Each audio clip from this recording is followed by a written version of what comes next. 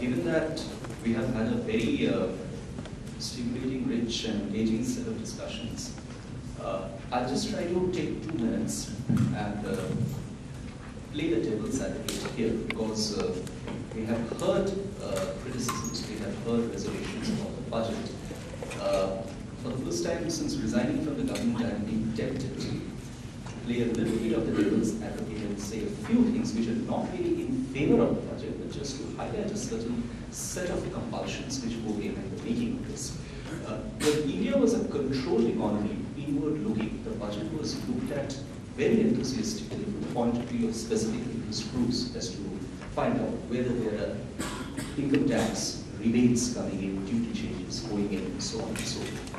In the second phase, when India liberalized during the 1990s, there was enormous enthusiasm from the industry and the corporate world to see what kind of further new liberalizations are being encouraged. Intelligent finance ministers used that opportunity to slip in a lot of reform measures. One of the most discussed and most euphoric budgets of India was the budget of 1997-98, presented by Mr. Chidambaram, when Mr. H.D. Deve Gowda was the Prime Minister. One of the reasons why that budget was hailed was because of the fact that nobody expected that kind of a government to produce that kind of a visionary budget. And it was also hailed because of the fact that it introduced very, very sweeping changes in income tax rates. And so much so that nobody actually criticized the fact that that budget made income tax returns mandatory.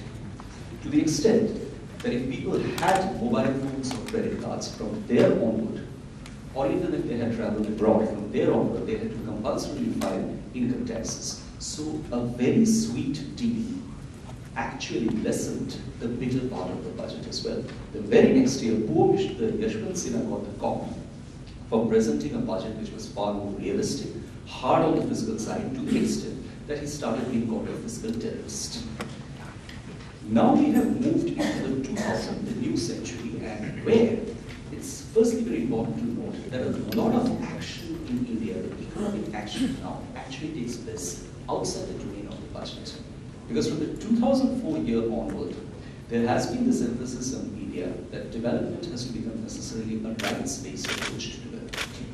Now, whenever a rights-based approach to development is pursued, we can debate the virtues of it. Rights-based approach to development has an inherent contradiction with fiscal consolidation. There's no denying the fact, because the emphasis is on right to food, right to education, right to forest resources, and a variety of other rights, which entail the government and the public sector playing a very supportive role in that regard. And I can hardly envy the job of a finance minister in this kind of a situation. On one hand, he has to support and uphold the larger political ideology of a rights-based development with the fact that deficits are enlarging year after year. So let's probably give a little word of sympathy to the finance minister in this respect for having done not as badly as he would have done. With that, a small housekeeping announcement. Mr. Pandey has to leave in another 5 to 7 minutes' time. The floor is open for discussion. Maybe since Mr. Pandey has to go ahead with the first lot of questions that you have for him, we can take those. Please kindly introduce yourself as well when you ask the questions.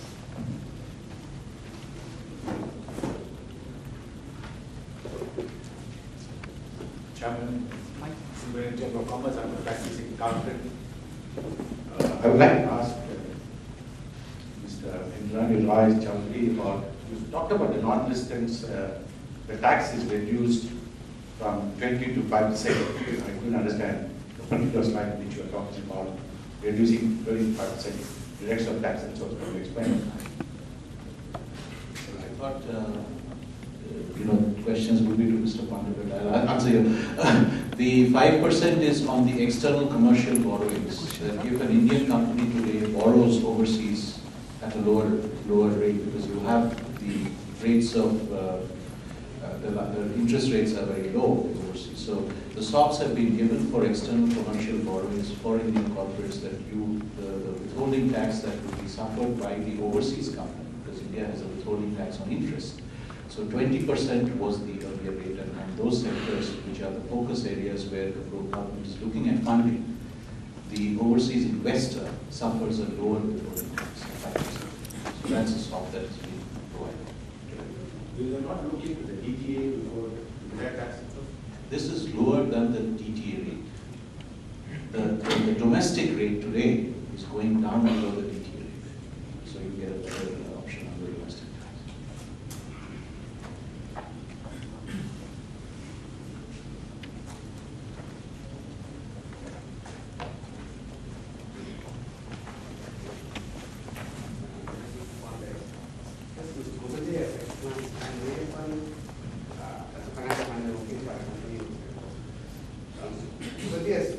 Slightly point out that if the external consumption points are going up, the banks are not getting flooded with a lot of capital to be able to hold the public money. How the CA is managing your depreciation? Because whenever the companies are reporting the use of profit, and you have to take care that you also mentioned in your speech. So how you are managing this depreciation? By way of these fees, eventually it will increase the liability in some other way. You just have some,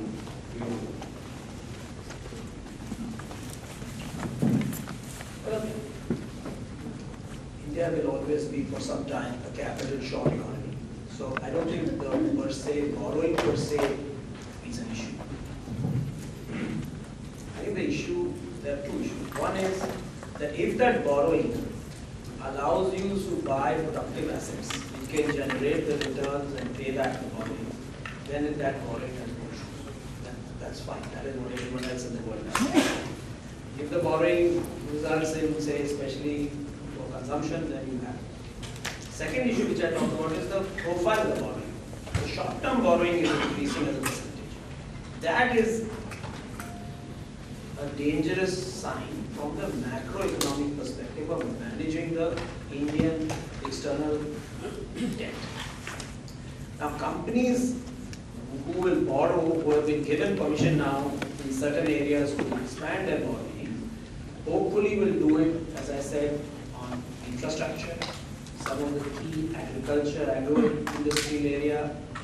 So those areas hopefully will generate the kind of returns which can pay back the borrowing, because these are essential elements of any industrial society. So as long as the borrowing is payable, repayable, I don't think there is an issue. From the point of view of banks not having enough capital, that will be a challenge, because the capitalization requirement of banks has gone up substantially under the new Basel III requirements. So India is also following the same. So government holds 80% of the banks in India. The government has to keep recapitalizing the banks. And they have come out with a nice, interesting ones to go have a holding company which can then borrow itself and then fund the banks. So that's a new way of looking at how to increase, because the capital requirements of banks are going to be very substantial. They are only talking about 15,000 crores. I think if we take another 3 years, that number will double. So either they will have to sell stock and reduce their holding and let them go to the market and like any other private sector bank, or there will be a cutback on lending from the banking sector, in which case the capital markets will have to come in and the bond markets have to come in to fund the Indian industry. So what will happen will depend on the way government manages the capitalization of banks.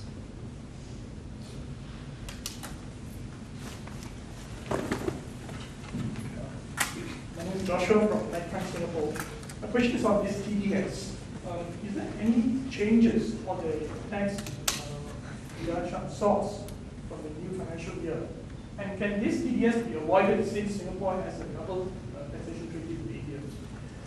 Would you like the question to be responded by Imran? Probably Mr. Mukherjee. I really think it answers the question. There is no change in the TDS rates as such, but there has been a change that in India, the regulation is that when a resident pays to a non-resident, he has to deduct tax, or a resident pays to another resident, he has to deduct tax. There was no regulation earlier that when a non-resident pays to another non-resident, the government of India has got a right to tax them.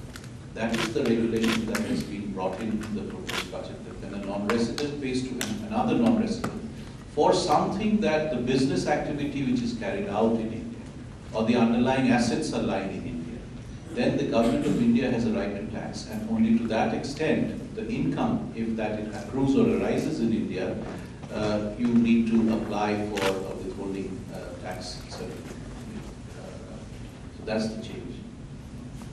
Is it due to the Vodafone outcome? That is exactly.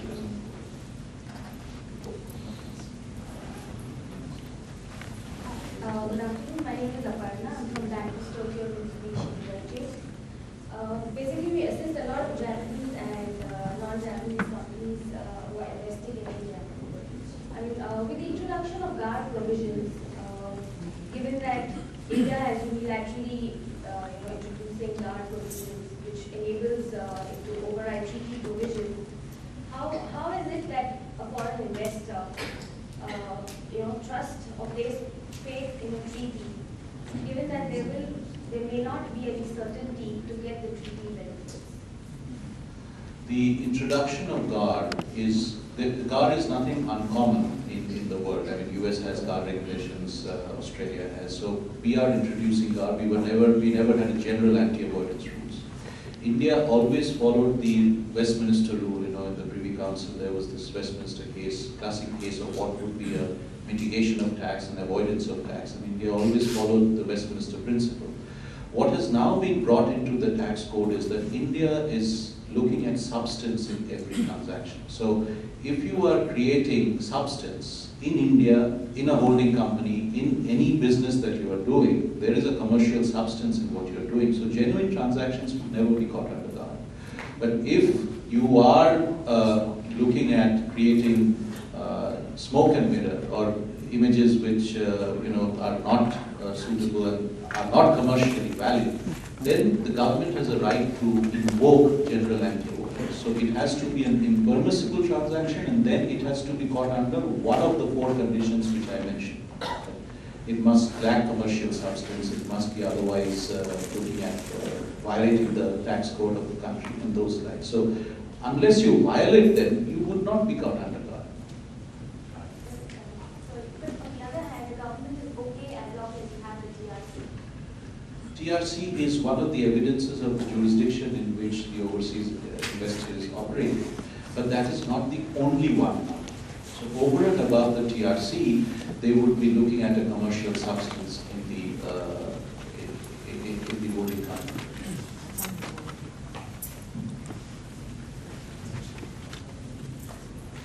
My name is Ish Kumar. I'm from India International Insurance, Singapore. My question is to Indranil. We have seen in this budget that on personal income tax there are lots of relief. It is widely acceptable to the taxpayers, personal taxpayers.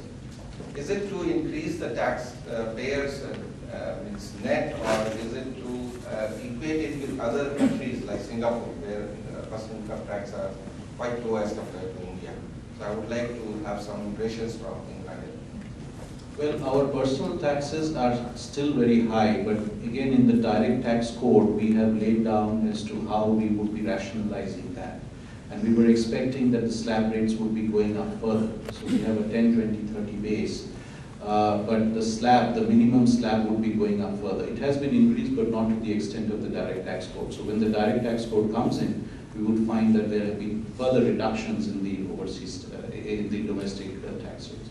There have been certain SOPs also given, just to supplement Mr. Pandey's healthcare concerns. We are seeing a lot of, because India is now quite a heated economy, and we're seeing a lot of young professionals, just passing off on the treadmill, while doing their exercises. So the government has brought in for the first time an additional tax SOP for 5,000 rupees, which is, but for preventive health checkup. That if you're going for preventive health checkup, you will get a deduction in your tax today. So it's encouraging preventive health checkups through tax SOPs, and we see these continuing in the measures. Thank you. Just to get you into the discussion now at this point in time, and you will excuse my indiscretion in asking this question. It's been widely told that if you have an ally like Ms. Mamata Banerjee, who don't meet enemies, as far as the ruling government is concerned. Now, how much of this, within quotes, sleeping with the enemies syndrome has actually influenced the making of this budget? Actually, quite a fair bit. In fact, it is in India, in the Indian context, it's called coalition dharma. As if the act of just remaining in power, under a coalition government, is somehow a very religious act. Now, the compulsions are obviously telling not only on this budget, but they are even telling on important geopolitical issues in India's interest. For instance, India's relationship with Bangladesh. And no, Bangladesh has also been scuttled by Ms. Banerjee. So overall, yes, but then should the nation be held hostage to the fact that a government at the center wants to run a coalition government and wants to keep its coalition partners happy? How long will this go on, and why don't we then at least see an attempt by a political party in power to try and bring an electoral law amendment bill, which is perhaps the only way to start addressing the problem.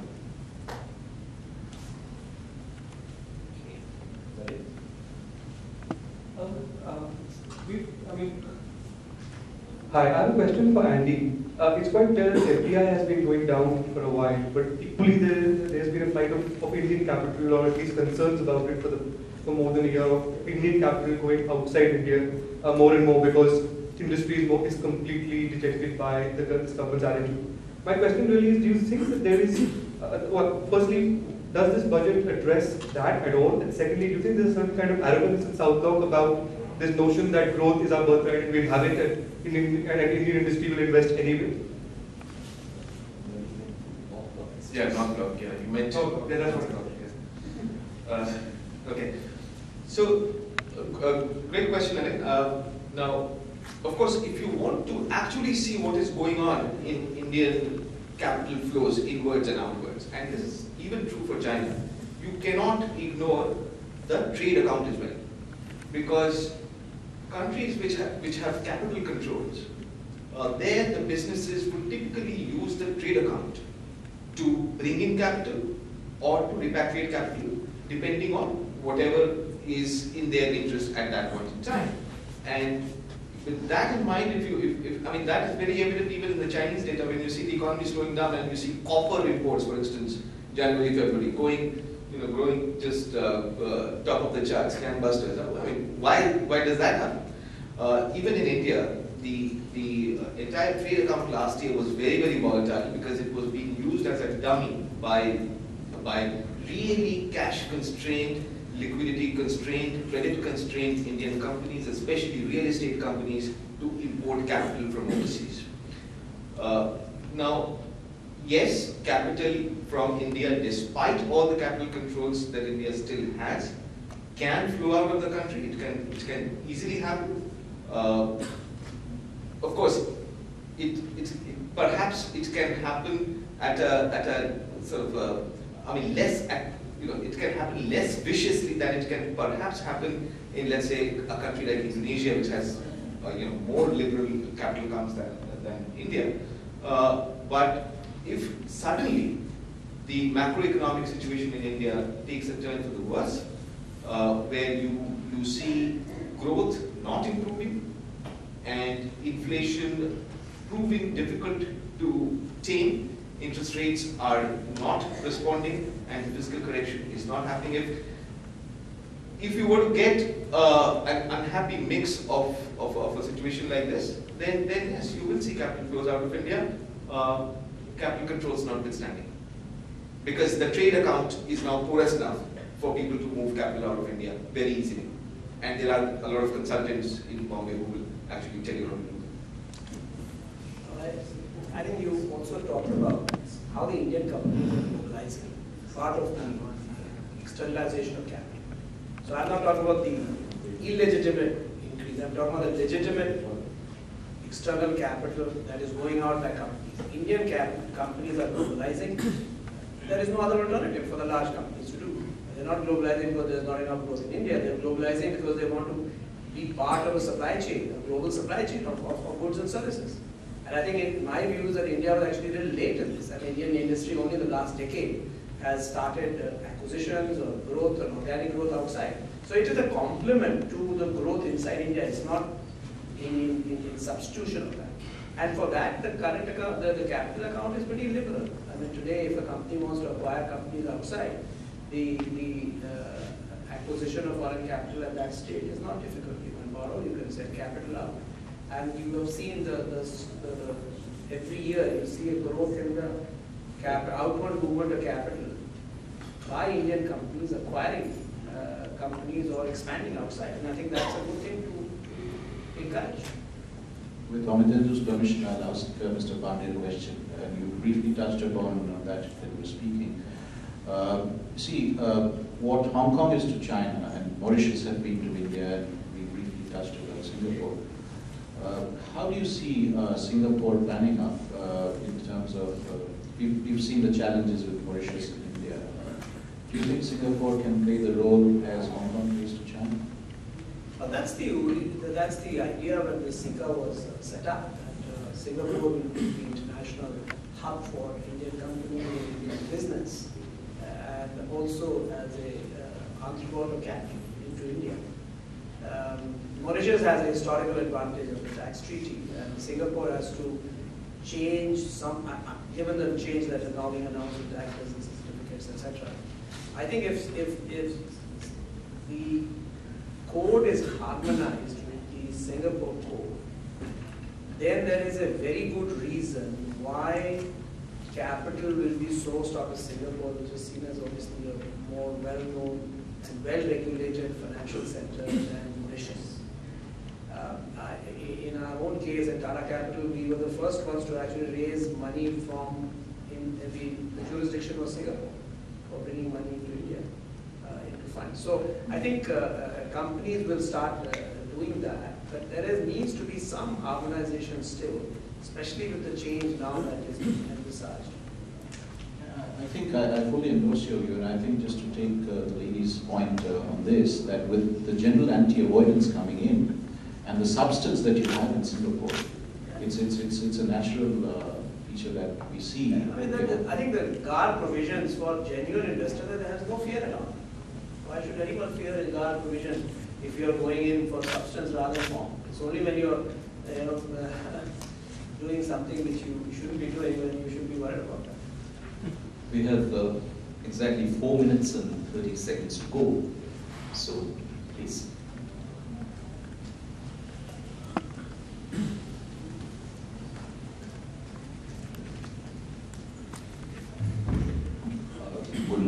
My name is Uday from the Henley Group, and we are investment management professionals. My question is to Mr. Chaudhary.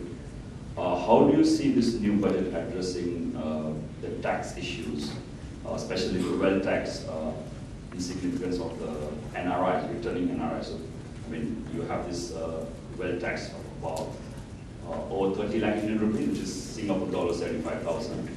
So how does it affect if an NRI now, I mean, he's having assets abroad and he wants to go back to India for 10 years, so how does it affect? And do you think is also driving the NRIs out of the markets? Last 2 years, we had the worst performing stock market. You did mention 12.4% drop in Indian rupee versus USD. In fact, for a year now, Sing dollar is trending by 13.1%. So I'd like you to highlight that. Thank you.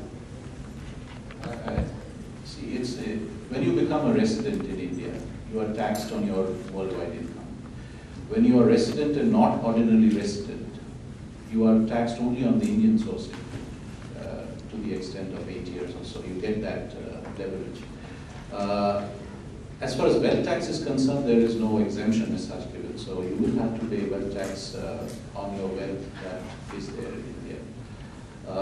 There have been concerns for NRIs, as I understand, because the number of days which is there in the tax code, 60. Usually, if you are in India for more than 182 days, you get an exemption for returning Indians who are coming back. So the 60 days which we had for foreigners was replaced by 180 days if you were to stay in India. And that proviso was supposed to be removed in the direct tax code, and there have been this representation from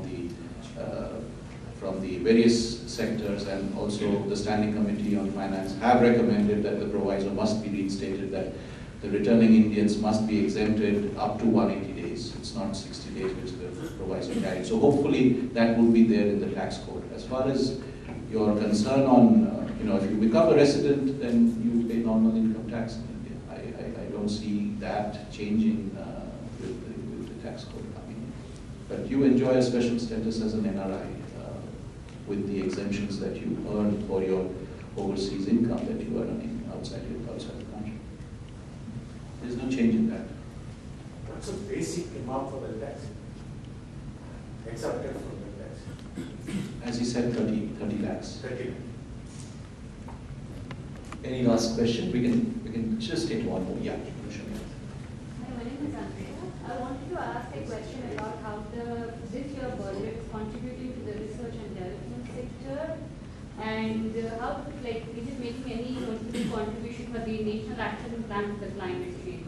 If there are any important contributions made to both of them? There are tax swaps for that, as you saw. There is a tax break, and there is also, when you are making additional investments, it's an investment that you get the expenditure. You pay $100, you get $200 exemption. But that's for in-house research on biotechnology, on any manufacturing that you do. So there is a lot of thrust to see that the companies in India do a lot of in-house research and development. And there are 200% tax breaks provided, 150% tax breaks provided in certain cases. So there is a lot of thrust, a lot of focus on house. I think I will now take the liberty, with all of your permission, to bring this very fruitful session to a close by alluding to what Dr. Raghavan had mentioned right at the beginning, that this is probably the India Budget Week in Singapore. This was the third successive activity over the last 3 days. And for some of us who have been a common part of all the activities, I'd like to say that my faith in the saying that the best is always reserved for the last has been vindicated again. Thank you, Dr. Raghavan, for being here today. Thank you, Andy. Thank you, Indrajit, and on behalf of the Institute of South Asian Studies, I thank all our partners and all of you for being here today. Thank you, and see you next year.